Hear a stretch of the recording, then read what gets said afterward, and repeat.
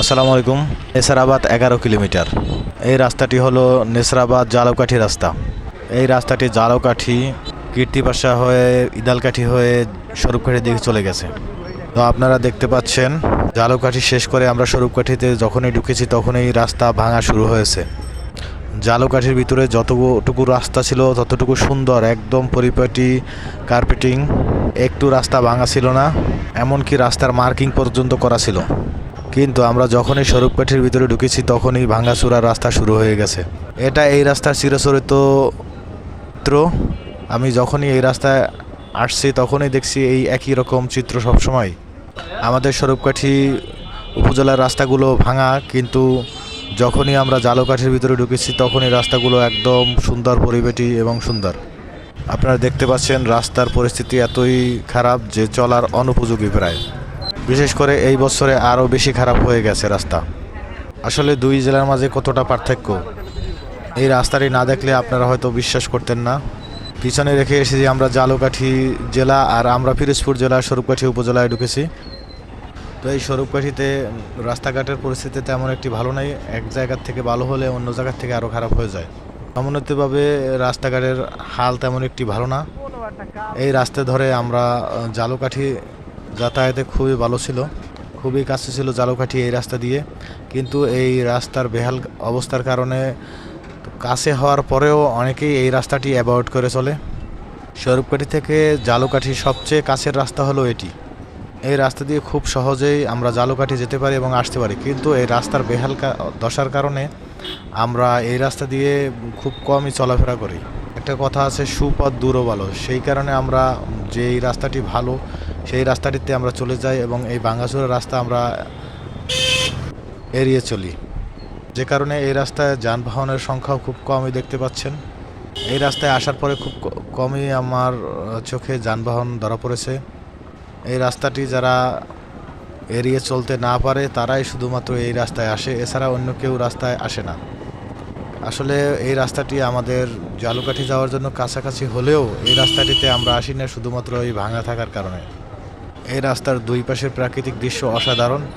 আসলে আমরা যখন যাই তখন এই দুই ধারের রাস্তার প্রাকৃতিক সৌন্দর্য দেখার থেকেও রাস্তার ভাঙাচোরা দেখতে দেখতে অবস্থা খারাপ। আসলে এই রাস্তার দুই পাশে আসলেই সুন্দর প্রাকৃতিক দৃশ্য আছে, যা আমরা অনেকেই জানি না। কারণ হলো এই রাস্তায় মানুষের চলাচল খুবই সীমিত, সে কারণে হয়তোবা হতে পারে। বিশেষ করে সন্ধ্যার পরে তো মানুষজন খুবই কম চলে, একবারে এমার্জেন্সি না হলে এই রাস্তাটায় কেউই আসে না। রাস্তার নির্জনতার কারণে মানুষ এই রাস্তাটি এড়িয়ে চলে। নির্জনতার কারণে মানুষ এই রাস্তাটি আসলে এড়িয়ে চলে সন্ধ্যার পরে। এই রাস্তাটির দুই ধারে সত্যিকারের গ্রামের পরিবেশ সুন্দরভাবে আসলে দেখা যায়। আপনারা দেখতে পাচ্ছেন যে এই গরুগুলো সেই গ্রামের যে চিরাচরিত দৃশ্য, সেই দৃশ্যটি ফুটে ওঠে। মাঠে গরু চড়াতে গেল, কিন্তু এখন সন্ধ্যা হয়ে গেছে, তাই এই গরুগুলো আবার মাঠে থেকে গোয়ালে ফিরিয়ে নিয়ে যাচ্ছে। তো সত্যিকারের যে গ্রামের দৃশ্যগুলো সেই এই রাস্তাটিতে ফুটে ওঠে। দেখতে পাচ্ছেন আশেপাশে বাড়িঘর খুবই কম, নাই বললেই চলে। সেই কারণেই জনমানবহীন এই রাস্তাটি আসলেই একটি ঝুঁকিপূর্ণ, বিশেষ করে সন্ধ্যার পরে। আপনারা সূর্য দেখতে পাচ্ছেন ডুবুডুবু অবস্থা। এখনই এই রাস্তায় মানুষজন একবারে নেই, তো যখন সূর্য ডুবে যাবে তখন কি অবস্থা হবে এবার বোঝেন। আমি প্রায় 1 কিলোমিটার কিংবা 1.5 কিলোমিটারের উপরে চলে আসছি, কিন্তু তেমন একটি কোনো ঘর বাড়ি আমার চোখে পড়েনি। এখানে আসলে বসতি খুবই কম। যেমন আমাদের এলাকায় প্রত্যেক মোড়ে মোড়ে বসতি, কিন্তু এই এলাকায় বসতি খুবই কম। আপনাকে সত্যিকারের যদি আপনি গ্রামের ফিল নিতে হয় তো এখানে আসলে আপনি সেই গ্রামের ফিলটি পাবেন। আপনারা দেখতে পাচ্ছেন সামনে একটি স্টিল ব্রিজ, কিন্তু সেই স্টিল ব্রিজের অবস্থাও তেমন একটি আসলে ভালো না।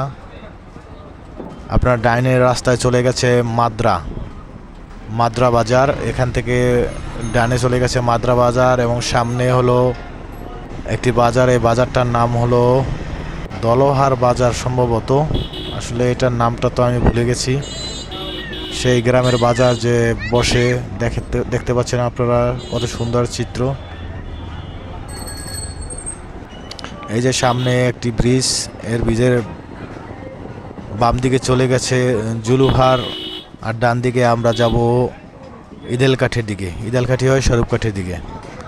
ঠিক আছে, সবাইকে ধন্যবাদ সাথে থাকার জন্য।